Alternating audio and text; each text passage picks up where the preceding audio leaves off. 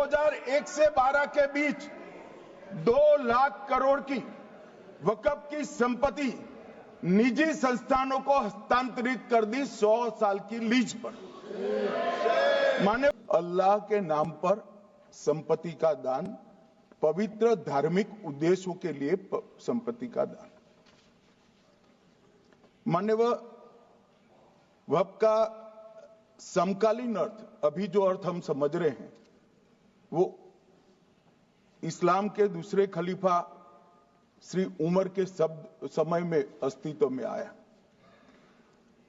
एक प्रकार से इसकी आज की भाषा में व्याख्या करें तो वक्फ एक प्रकार का चैरिटेबल एंडोनमेंट है, और जहां एक व्यक्ति संपत्ति, भूमि या मूल्यवान संपत्ति धार्मिक या सामाजिक भलाई के लिए दान करता है बिना उसको वापस लेने के उद्देश्य से, वहां वक्फ की रचना कर। इसमें दान देता है, वो शब्द का बड़ा महत्व है। दान उस चीज का ही किया जा सकता है जो हमारा है। सरकारी संपत्ति का दान मैं नहीं कर सकता मान्यवर, किसी और की संपत्ति का दान मैं नहीं कर सकता। दान उसी चीज का किया जाता है जो हमारा है। मान्यवर, इसी विषय पर ये सारा जो बहस चल रहा है। भारत का जहां तक सवाल है, दिल्ली में सल्तनत काल के प्रारंभ में मुइज़ुद्दीन घोरी के समय पर पहली बार वक्फ अस्तित्व में आया। अंग्रेजों के जमाने में 1863 के धार्मिक दान अधिनियम से चलता था। बाद में चैरिटेबल प्रॉपर्टीज एक्ट 1890 से चला। उसके बाद 1913 में मुसलमान वक्फ वैलिडेटिंग एक्ट अस्तित्व में आया। तब तक ये सारी प्रक्रियाएं चैरिटेबल एक्ट के तहत चलती थी। मान्यवर, आजादी के बाद वही एक्ट को 1954 में वक्फ के केंद्रीकरण के लिए बदला गया। 95 में वक्फ न्याय अधिकरण और वक्फ बोर्डों की स्थापना की। अब ध्यान से सुनिएगा मान्यवर, वक्फ परिषद और वक्फ बोर्ड ये 1995 से आए। ये पूरा झगड़ा जो चल रहा है, आपने नॉन हिंदू को रख दिया और नॉन मुस्लिम को रख दिया, गैर मुस्लिम को रखा। वो झगड़ा वक्फ में दखल करने का है। पहले तो वक्फ में कोई गैर इस्लामिक सदस्य आएगा ही नहीं, ये स्पष्टता समझ लीजिए। ना मुतवल्ली गैर इस्लामिक होगा, ना वाकिफ गैर इस्लामिक होगा। मान्यवर, वहां कोई प्रोविजन नहीं है। जो धार्मिक संस्थाओं का संचालन करते हैं उसमें कोई गैर मुस्लिम व्यक्ति रखने का प्रावधान किया भी नहीं है, हम करना भी नहीं चाहते हैं मान्यवर। इसलिए जो बड़े बड़े भाषण करते हैं कि समानता का अधिकार चला गया, 2 धर्मों के बीच में समानता नहीं रही, मुसलमानों के धार्मिक अधिकारों के बीच में दखल खड़ी हो जाएगी, कुछ नहीं होने वाला मान्यवर। इस दृष्टि से देखें तो 1995 तक वक्फ की काउंसिल और वक्फ बोर्ड था ही नहीं, वो तो 95 से आया। और मान्यवर, ये जो भ्रम खड़ा किया जाता है कि ये एक्ट मुस्लिम भाइयों के धार्मिक क्रियाकलापों के अंदर, उनके दान की हुई संपत्ति के अंदर दखल करने का है, ये बहुत बड़ी भ्रांति फैलाकर माइनॉरिटी को डराकर अपनी वोट बैंक खड़ी करने के लिए किया जा रहा है मान्यवर। कहां पर गैर मुस्लिम सदस्य रखे जाएंगे? परिषद में और वक्फ बोर्ड में। उसका काम क्या है? उनका काम धार्मिक क्रियाकलापों को कुछ चलाने का नहीं है।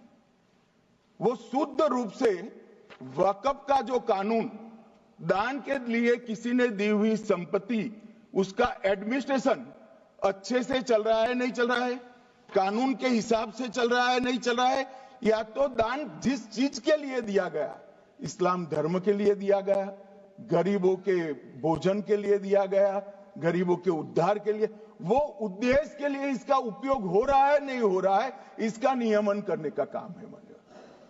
अब मैं इसको मान्यवर बाकी सारे धर्मों के साथ कंपैरिजन करते हैं और कहते हैं दखल किया है, मैं उसको स्पष्ट करना चाहता हूं।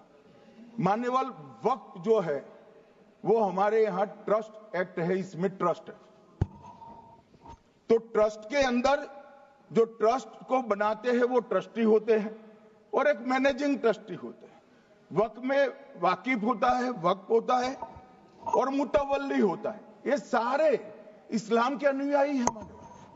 अरे भाई आप कह रहे हो, हम तो कह रहे हैं क्योंकि इसका वक्फ शब्द ही इस्लाम से आया है, इसलिए हम कह रहे हैं कि वक्फ वो ही कर सकता है जो इस्लाम का अनुयायी हो। अब आप उसका विरोध कर रहे हो, तो आप तो वक्फ में भी नॉन इस्लामिक आदमी चाहते हो। मान्यवर क्या कह रहे हैं?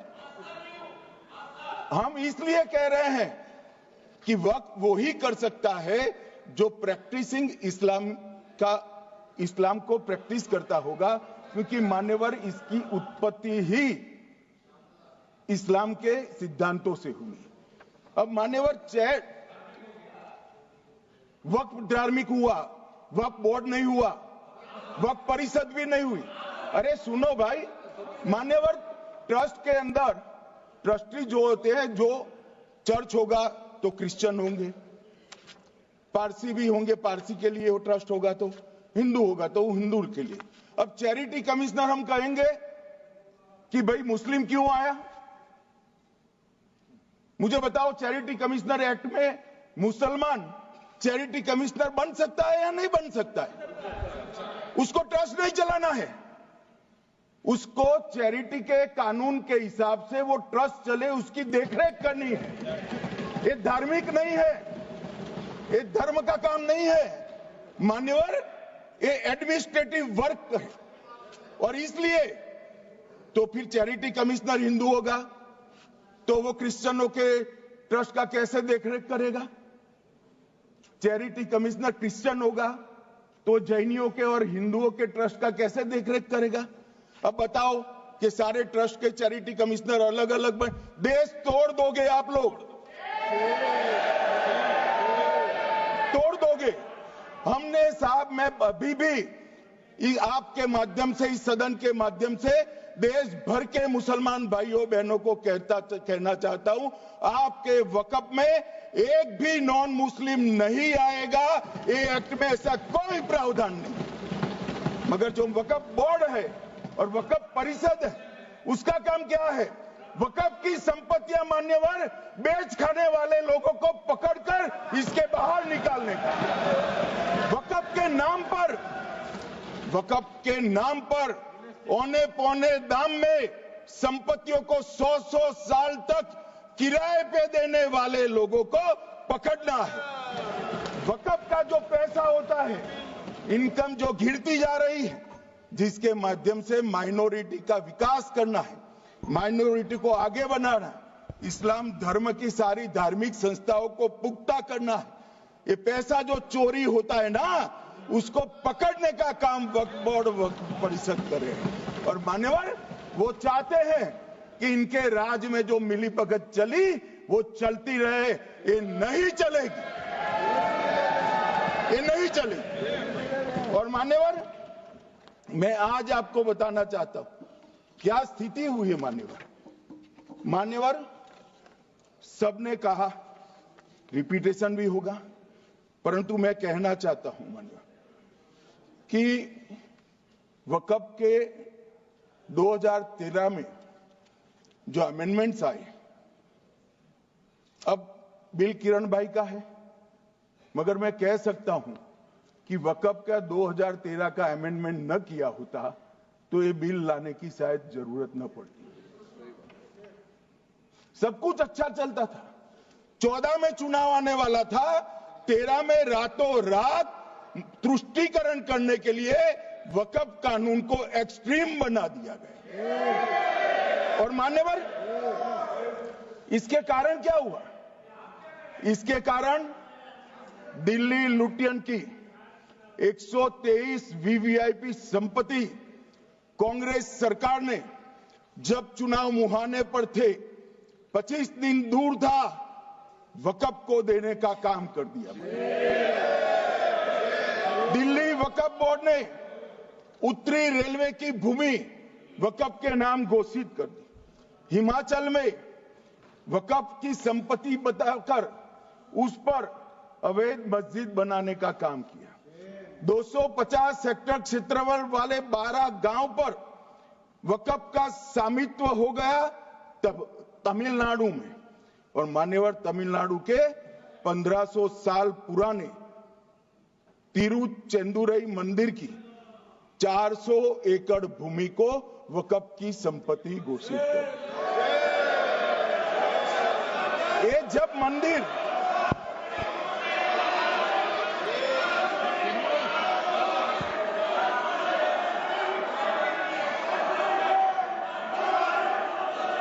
आपको मौका मिले जब अपनी बात कह देना, प्लीज बैठिए। मान्यवर, कर्नाटक की आपको मौका मिले जब अपनी बात कह देना, आप भी बहुत मिसलीड करते हैं। बैठिए गृह मंत्री जी। मान्यवर, कर्नाटक की मणिपट्टी समिति का रिपोर्ट में पढ़ रहा हूं, इसमें मेरा कुछ नहीं है, खड़े मत हो जाना। ये मणिपट्टी समिति का रिपोर्ट है। 29,000 एकड़ भूमि वक्फ की बिजनेस के उपयोग के लिए किराए पर दे दी। मान्यवर, 2001 से 12 के बीच 2 लाख करोड़ की वक्फ की संपत्ति निजी संस्थानों को हस्तांतरित कर दी 100 साल की लीज पर। मान्यवर, बेंगलुरु में उच्च न्यायालय में बीच में पढ़ना पड़ा, 602 एकड़ भूमि को जब्त करने से रोकना पड़ा। विजयपुर कर्नाटक के होनवाड़ गांव की 1500 एकड़ भूमि पर दावा कर उसको विवाद में डाला और 500 करोड़ की संपत्ति जिस भूमि का मूल्य है वहां 5 स्टार होटल को महीने 12,000 रुपए के किराए से दे दिया। अब मान्यवर ये कहते हैं कि इसका हिसाब किताब न करो, इसकी देखरेख न करो। भाई, ये पैसा जो है देश के गरीब मुसलमान का है, ये धन्ना सोटों की चोरी के लिए नहीं, ये इसको रोकने के लिए। और इनके जो ठेकेदार बैठे हैं मान्यवर, ये यहां गरज गरज कर बोलते हैं, कुछ तो समझे बगैर बोलते हैं, कुछ समझ कर बोलते हैं। उनको लगता है कि इससे हम जीत जाएंगे। मान्यवर, कर्नाटक में दत्तापीठ के मंदिर पर क्लेम किया, टालीपरंबा 75 साल पुराने एक दावे के आधार पर 600 एकड़ जमीन का दावा किया और ईसाई समुदाय की भी ढेर सारी जमीनों पर कब्जा कर लिया गया। मान्यवर, आज देश के कई गणमान्य चर्च और चर्च के समूह वक्फ बिल का समर्थन कर रहे हैं। उनको लगता है कि इसका विरोध कर हम मुस्लिम भाइयों की सिंपैथी जीतकर अपनी वोट बैंक पक्का करेंगे, उसमें कोई फायदा नहीं होगा अखिलेश। इसलिए कि 4 साल में मुस्लिम भाइयों को मालूम पड़ जाएगा कि कानून तो उनके फायदे में है। और इसके साथ ये दक्षिण के सारे जो सांसद बोल रहे हैं, अपनी अपनी कॉन्स्टिट्यूएंसी में सारे चर्च को मान्यवर नाराज कर रहे हैं, उनको पता नहीं, सारे चर्च को नाराज करें। सारे चर्च ने रिजोल्व किया है कि हम खिलाफ इसका हम समर्थन करते हैं। मान्यवर, तेलंगाना में 66,000 करोड़ की 1700 एकड़ जमीन पर दावा कर दिया। असम में मोरीगांव जिले की 134 एकड़ भूमि पर दावा हुआ। बिहार का मैं लालू जी के कोट के साथ बाद में बताता हूं। गुरुद्वारा से संबंधित हरियाणा की 14 मरला भूमि को वक्फ को सौंप दिया और मान्यवर प्रयागराज में चंद्रशेखर आजाद पार्क को भी वक्फ घोषित किया। और मान्यवर महाराष्ट्र के वडानगे गांव में महादेव की मंदिर पर दावा किया और बीड में कंकलेश्वर मंदिर की 12 एकड़ जमीन वक्फ बोर्ड ने जबरन ले ली। मान्यवर ये सब जब जो चल रहा है इसमें आज भी मैं स्पष्ट करना चाहता हूं, वक्फ जो कि मुस्लिम भाइयों की धार्मिक क्रियाकलाप और उनके बनाए हुए दान से ट्रस्ट है, उसमें सरकार कोई दखल करना नहीं चाहती है। मुतवल्ली भी उनका होगा, वाकिफ भी उनका होगा, वक्फ भी उनका होगा। परंतु वक्फ की संपत्ति इसका रख रखाव ठीक से हो रहा है नहीं। वक्फ का संचालन कानून के हिसाब से हो रहा है, निजी उपयोग के हिसाब से। सैकड़ों साल पहले किसी बादशाह ने दान किया, हमारी भाषा में कहो तो धर्मादा किया। अब इसकी संपत्ति को आप 12,000 रुपये में 5 सितारा होटल बनाने के लिए दे देते हो, ये उचित है क्या? भाई वो पैसा गरीब मुसलमान के कल्याण के लिए करिए, तलाकशुदा महिलाओं के कल्याण के लिए करिए, जो अनाथ बच्चे हैं उसके कल्याण के लिए करिए। मान्यवर ये करने की जगह बेरोजगार मुसलमान युवाओं के लिए स्किलिंग का काम करिए। लाखों करोड़ों रुपए की भूमि मान्यवर और इनकम 126 करोड़ रुपया।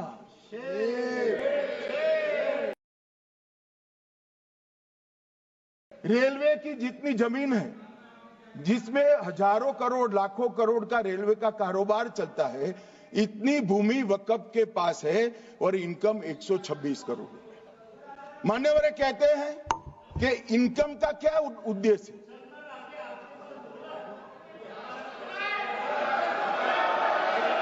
बैठ जाओ।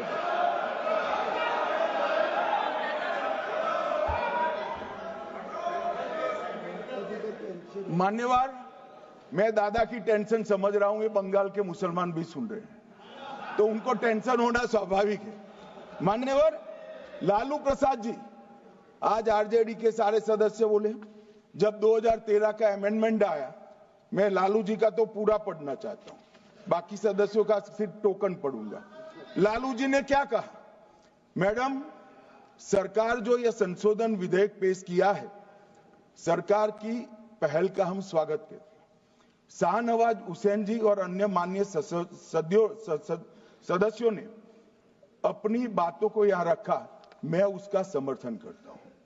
आप देखिए सारी जमीनें हड़प ली गई है, चाहे सरकारी हो या गैर सरकारी। वक्फ बोर्ड में जो काम करने वाले लोग हैं उनके द्वारा सारी प्राइम लैंड को बेच दिया गया है। पटना में ही डाक बंगले की जितनी प्रॉपर्टी थी सब पर अपार्टमेंट बन गए। इस तरह की काफी लूट खसोट हुई है।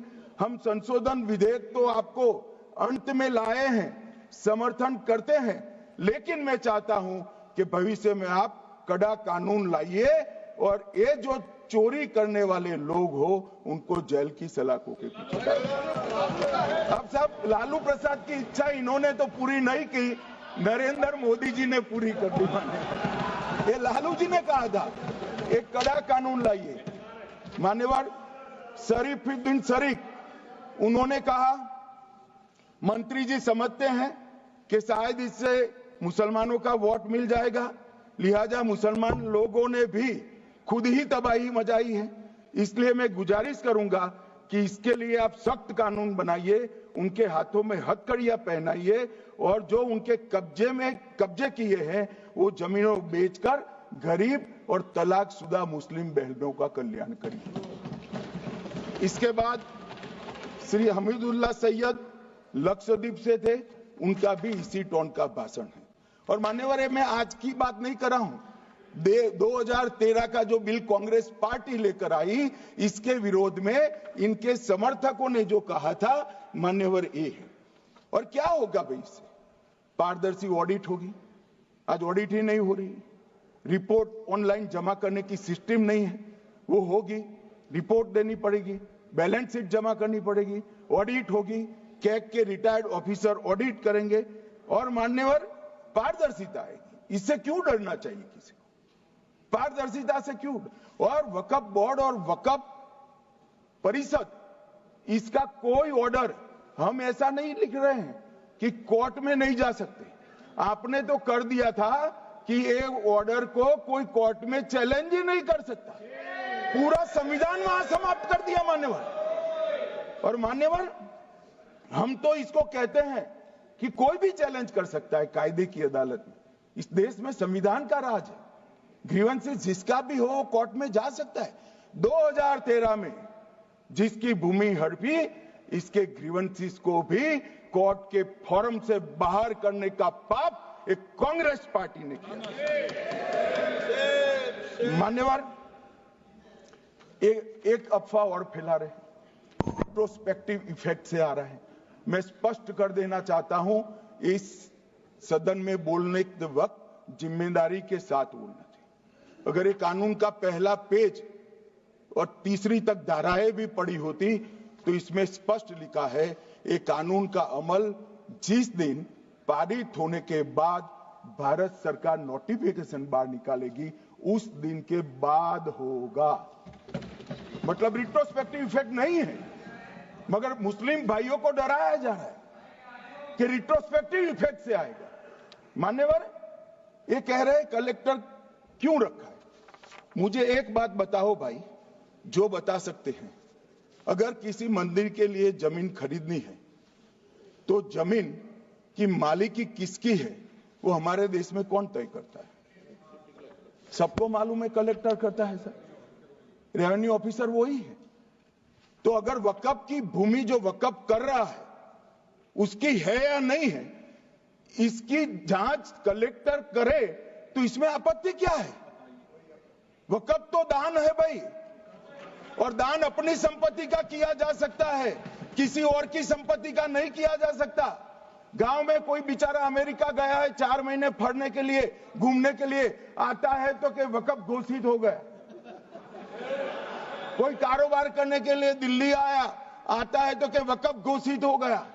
अरे ऐसे नहीं होता भाई।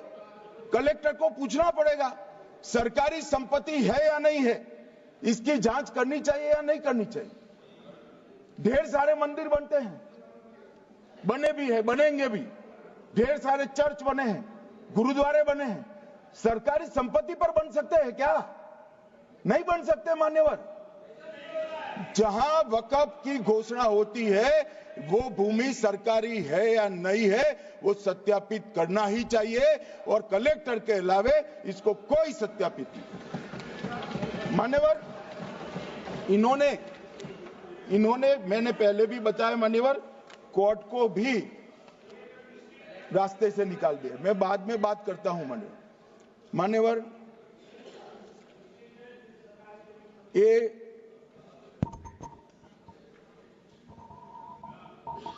मान्यवर एक उपयोग के आधार पर वक्त की समाप्ति। मान्यवर ये कह रहे हैं कि सैकड़ों सालों से वहां प्रैक्टिस है। अब वो तो वक्फ रजिस्टर हो गया, आपने घोषित कर दिया, वक्फ में रजिस्टर भी हो गए, अब इसका सवाल नहीं है। मगर सैकड़ों साल की प्रैक्टिस, मुगलों के समय की प्रैक्टिस आज घोषित की जा सकती है क्या? अगर वहां नमाज पढ़ रहे हैं तो लोग देखते होंगे, कब्रिस्तान होगा लोग देखते होंगे, दरगाह होगी तो लोग देखते होंगे, और घोषित भी हो चुका होगा, रजिस्टर भी हो चुका होगा। अब अगर आप वक्फ घोषित करना है तो उसको ऐसे नहीं कर सकते मान्यवर, अधिकृत करना चाहिए। मान्यवर, जो दूसरा सुधार लेकर आए किरण जी, वो ही है कि धारा 36 में वक्फ संपत्तियों को बिना किसी स्पष्ट प्रक्रिया से, मालिकी की प्रक्रिया से पंजीकृत नहीं किया जा सकता। मान्यवर, अपील का प्रावधान वर्तमान में अधिनियम में ट्रिब्यूनल के निर्णय के खिलाफ अपील करने का कोई प्रावधान नहीं है। ये दृष्टिभ्रम खड़ा कर रहे थे गोगाई जी कि हाईकोर्ट में जा सकते। हाईकोर्ट में सिविल सूट नहीं जा सकता, रीट के अधिकारों का उपयोग कर हाईकोर्ट में जा सकते हैं। सिविल सूट में ज्यादा प्रोटेक्शन मिलता है मूल मालिक को, आपने सिविल सूट को खत्म कर दिया था। रीट के जुडिक्शन बहुत सीमित है, हम सब जानते हैं कि ये सीमित कर दिया गया था, आप भी जानते हो, मगर आपको वोट बैंक चाहिए। मान्यवर, ये हमारा स्पष्ट सिद्धांत है भारतीय जनता पार्टी की, मोदी सरकार का, कि वोट बैंक के लिए हम कोई कानून नहीं लाए। कानून न्याय के लिए होता है, कानून लोगों के कल्याण के लिए होता है। इन्होंने कहा कैसे कैसे कानून आए हैं, मैं बता देता हूं सब। अभी कांग्रेस के महासचिव और माननीय सदस्य कह रहे थे क्या कानून आ रहे हैं सब, किस प्रकार के कानून आ रहे हैं। मान्यवर, इसी सदन में नरेंद्र मोदी सरकार ही महिलाओं को 33% आरक्षण का कानून लाई। इसी सरकार में पिछड़ों को संवैधानिक अधिकार दिया गया। मान्यवर, इसी सरकार में बजट जो आए, इसमें गरीबों को गैस, शौचालय, पानी, 5 लाख तक का बीमा, 5 किलो अनाज, बिजली और घर दिए गए। मान्यवर, और कन्वर्जन कानून की बात करते थे और हंसते हंसते कहते थे कर्नाटक सरकार कन्वर्जन कानून लेकर आई है।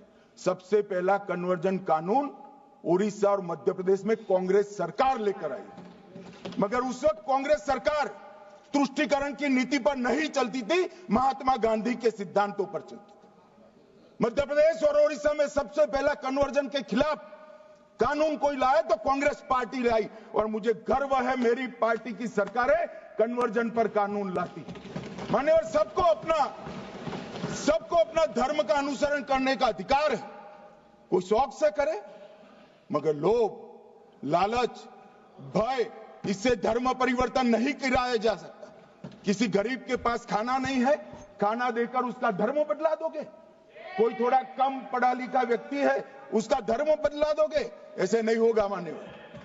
और आपने भी किए हैं कानून, आप नए नए आए हो, आपको मालूम नहीं है मान्यवर, इनको मालूम नहीं, अभी अभी आए हैं 5 साल से। ये कांग्रेस पार्टी ने कानून किए थे मान्यवर। अपील का प्रावधान भी हमने आगे बढ़ाया, और गैर मुसलमानों के द्वारा दान की गई संपत्तियों पर, गैर मुसलमानों की दान की संपत्तियों पर वक्फ अधिनियम को हमने लगने से मना कर दिया। माने उनके लिए चैरिटी कमिश्नर का कायदा है। ये प्रैक्टिसिंग इस्लाम, जो इस्लाम की प्रैक्टिस करते हैं, इसीलिए मान्यवर हमने ओवरराइडिंग इफेक्ट को भी समाप्त कर दिया। मान्यवर, ये ट्रस्ट का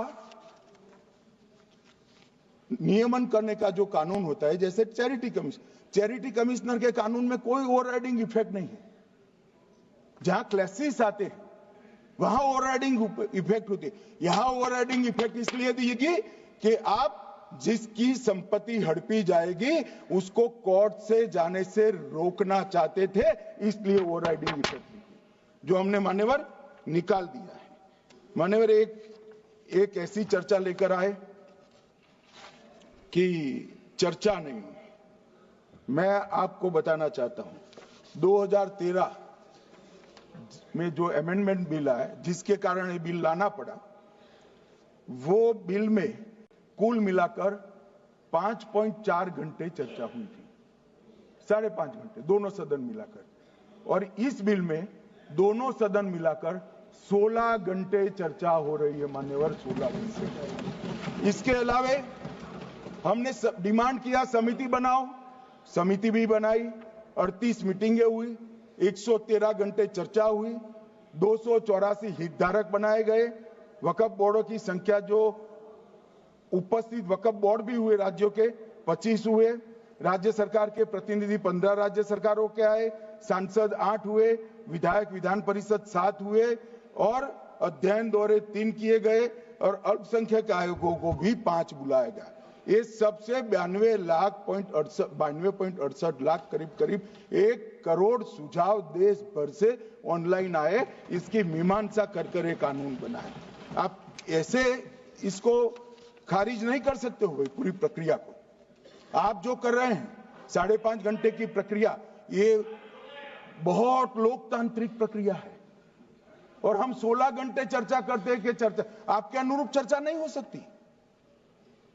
ये सदन में हर सदस्य बोलने के लिए स्वतंत्र है, कोई परिवार की यहां चलती नहीं है। ये तो जनता के नुमाइंदे हैं, किसी की कृपा से नहीं आए हैं। मान्यवर, जो दिल में है, जो जनता की आवाज है, वो रखेंगे। मान्यवर, एक सदस्य द्वारा कहा गया कि ये मिसलीडिंग है कि पुराने कानून में 2013 के जो अमेंडमेंट्स थे उसमें अपील का प्रोविजन था। अब मैं कहना चाहता हूं 83(9) उसमें अधिकरण द्वारा किए गए किसी भी विनिश्चय का आदेश विरुद्ध, चाहे वो अंतरिम हो या फाइनल, इस पर अपील नहीं हो सकती। इसका मतलब अपील का प्रोविजन आपने रखा ही नहीं था। सिविल न्यायालय, राजस्व कोर्ट और अन्य प्राधिकरण, उसके अधिकार क्षेत्र पर भी प्रतिबंध लगा दिया और सरकारी अधिसूचना जो बाद में वक्फ बोर्ड और वक्फ परिषद के एडवाइस से होगी, इसको भी कोई चुनौती नहीं दे सकता। मान्यवर, मुझे ये बताओ कि अभी अभी फैशन है संविधान लहराने की। ये संविधान के हिसाब से सरकार का या किसी भी निजी संस्था का कोई भी फैसला मान्यवर कायदे की कोर्ट से बाहर कैसे हो सकता है? कोई भी फैसला हो, ये देश की अदालत वो फैसले तक रुचि नहीं रखेगी। नागरिक ग्रीवेंसेस लेकर कहां जाएंगे? जिसकी भूमि हड़प कर ली गई वो कहां जाएगा? ऐसा नहीं चलेगा। आपकी वोट बैंक के लिए आपने किया था, हम खारिज कर रहे हैं, हम खारिज कर रहे हैं। ऐसा नहीं चलेगा। अदालत में जाइए, जिसको ग्रीवेंसेस है इधर और साइड से, और अदालत न्याय करेगी। न्याय के लिए तो अदालतें बनी है। और मान्यवर, यहां एक सदस्य ने कह दिया माइनॉरिटी इस कानून को स्वीकार नहीं करेगी। क्या धमकाना चाहते हो भाई? संसद का कानून है, सबको स्वीकार करना पड़ेगा। स्वीकार नहीं करेंगे मतलब क्या है? कैसे बोल सकते हैं कोई हम कानून को स्वीकार नहीं करेंगे? ये कानून भारत सरकार का है, हर एक पर बंधन करता होगा और इसको स्वीकार करना पड़ेगा। मान्यवर, ये हमने तो खैर वक्फ को छेड़खानी नहीं की।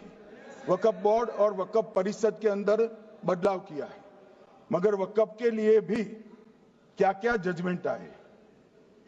सैयद फजल पुकोया थंगल बनाम भारत संघ 10/11/28 को केरल उच्च न्यायालय ने उन्होंने कहा वक्फ बोर्ड एक स्टैट्यूटरी बॉडी है, यह मुस्लिम समुदाय का प्रतिनिधि निकाय नहीं है। इसका फंक्शनिंग मान्यवर एडमिनिस्ट्रेटिव है। धार्मिक क्रियाकलापों को तो वक्फ ने करना है, चाहे कब्रिस्तान हो, चाहे दरगाह हो, चाहे मस्जिद हो, चाहे चैरिटी का काम, वो वक्फ बोर्ड को नहीं करना है भाई। ये केरल हाईकोर्ट ने किया, इलाहाबाद हाईकोर्ट ने भी, उसने तो मुतवल्ली तक भी कहा है। अगर हम मुतवल्ली तो जो धर्म का है वही रखेंगे।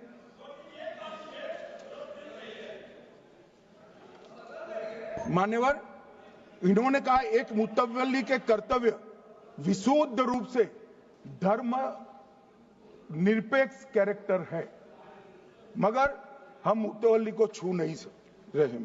मान्यवर ये कह रहे थे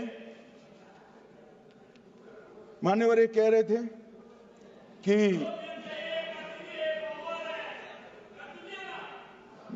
मान्यवर ये कह रहे थे कि कोई गड़बड़ियां नहीं हुई।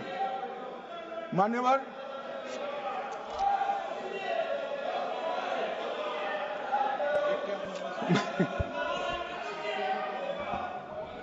मान्यवर 2013 में 2013 में अन्यायी कानून आया। भाई करने थोड़ा शांत हो जाइए। ये 26 के कारण डरे हुए हैं और कुछ कारण नहीं। चुनाव जो है ना अक्टूबर में, 25 में जो चुनाव है इसके कारण डरे। मान्यवर भाई बैठ जाओ।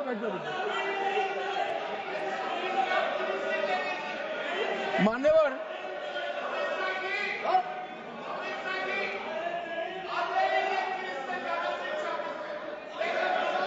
बैठ जाओ।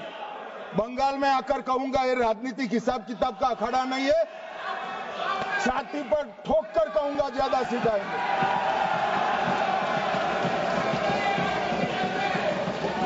मान्यवर 2013 के, अरे बैठ जाओ वकील साहब बैठ जाइए। मान्यवर 2013 में वो भी रिपीट होने वाले हैं। मान्यवर 2013 में बैठ जाओ। मान्यवर 1913 से लेकर 2013 तक 1913 से 2013 तक वक्फ बोर्ड का कुल एकड़ में भूमि सब वक्फ का मिलाकर 18 लाख एकड़ था। मेरी विनंती है सभी सदस्य इसको ध्यान से सुनिए। 1913 से 2013 तक 18 लाख एकड़ और 13 से 25 तक एक कानून बनने का परिणाम क्या आया और नई 21 लाख एकड़ भूमि बढ़ गई। अब मान्यवर 39 लाख एकड़ जो भूमि है उसमें 21 लाख एकड़ 13 के बाद। अब ये कह रहे हैं कि इसका दुरुपयोग नहीं हो रहा है मान्यवर। और लीज पर दी गई संपत्तियां 20,000 थी और 25 में रिकॉर्ड के हिसाब से, हो सकता है गलत भी हो सकता है, रिकॉर्ड्स के हिसाब से शून्य हो गई। तो मान्यवर संपत्तियां कहां गई? मान्यवर बेच दी गई। किसकी संपत्ति से, किसकी परमिशन से बेचा? मान्यवर मैंने पहले ही कह दिया कि केरल और देश भर के Catholic bishop council, Catholic bishop conference of India, Catholic Congress Kerala, भारतीय कैथोलिक धर्मगुरुओं की महासभा, केरल चर्चों की संयुक्त परिषद, कैथोलिक कांग्रेस केरला, ये सब ने इस बिल का समर्थन करा है और कहा है अन्यायी 2013 का सुधार। हम अकेले नहीं कह रहे मान्यवर। और मान्यवर इसी एक्ट में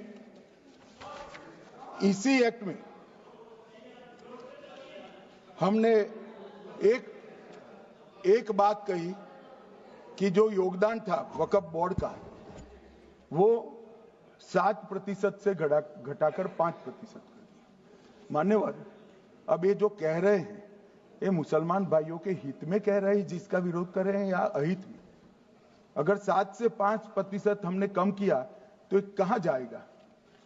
वो वक्फ में रहेगा।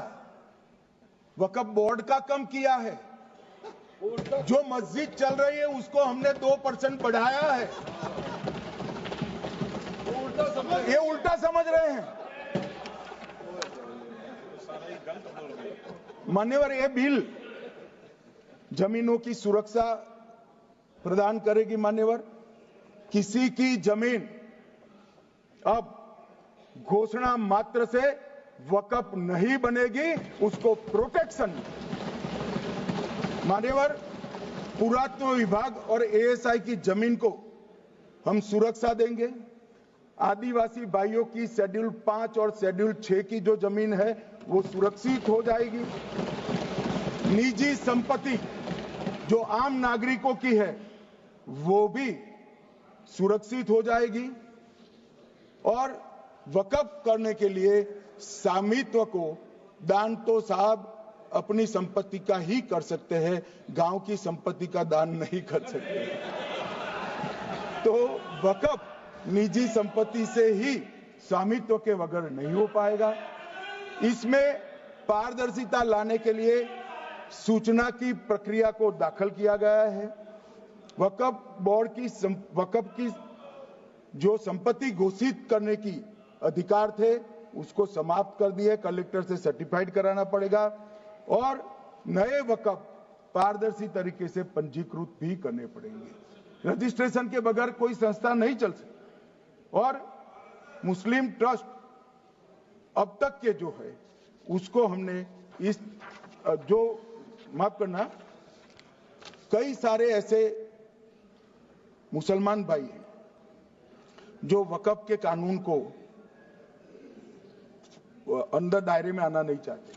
मुझे मिले थे वोरा समाज वाले, वोरा समाज है, अहमदिया है, कई सारे ऐसे समुदाय हैं, सिया भी है, पसमंदाओं के भी कुछ ट्रस्ट हैं।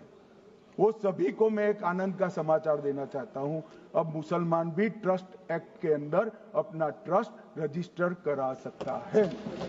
इसके लिए कंपलसरी नहीं है कि वो वक्फ के कानून में भी जाए, चैरिटी कमिश्नर एक्ट के तहत वो करने वाला है। मान्यवर, भूमि के रिकॉर्ड का कार्यालय होगा, समाचार पत्र और क्षेत्रीय भाषाओं में इसकी एडवर्टाइज दी जाएगी।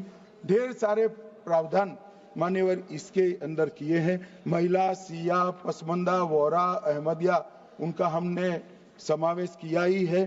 और उन्होंने कहा, मैं सुन रहा था, मान्यवर एक फैशन हो गई, राम जन्मभूमि का मंदिर बनाने की बात आई तो इस देश के अंदर खून की नदियां बह जाएगी, मुसलमान रोड पर आ जाएगा, मुसलमानों का ये हो जाएगा, वो ट्रिपल तलाक, फिर से डर, सीए आया कि मुसलमानों की नागरिकता चली जाएगी।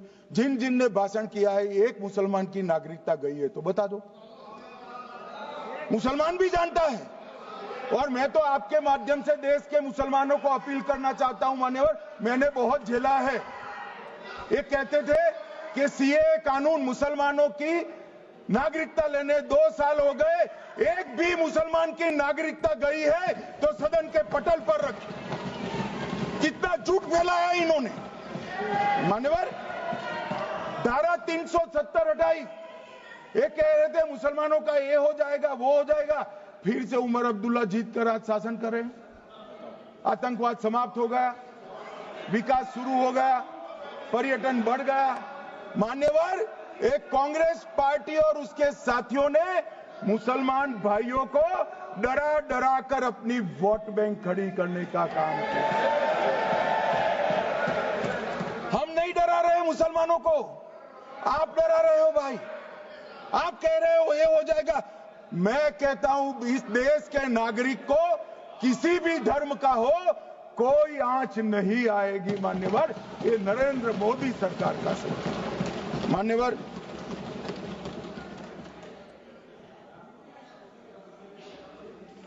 इनको मान्यवर ना पिछड़ों की चिंता है ना मुसलमानों की। ये सालों से जातिवाद और तुष्टीकरण इसके आधार पर काम करते हुए आए हैं और जातिवाद और तुष्टीकरण की राजनीति कर अपने परिवार की पॉलिटिक्स को आगे बढ़ाए हैं। मगर 2014 से मान्यवर जातिवाद, तुष्टीकरण और परिवारवाद को एक साथ नरेंद्र मोदी ने समाप्त कर विकास की राजनीति इस देश में प्रस्तावित। पॉलिटिक्स ऑफ परफॉर्मेंस, परफॉर्म करिए और चुनकर आइए। 3 टर्म मोदी जी को चुना है और 3 टर्म भारतीय जनता पार्टी की सरकार रहने वाली है। मेरी बात ठीक कर। मान्यवर, अंत में मैं किरण जी को बहुत बहुत बधाई देना चाहता हूं कि बहुत अभ्यास कर सारे दूषणों को निकालकर वक्फ कानून को शुद्ध, पारदर्शी और उद्देश्यों को समर्पित बनाने का काम रिज्जू साहब लेकर आए हैं। मैं इसका समर्थन करता हूं।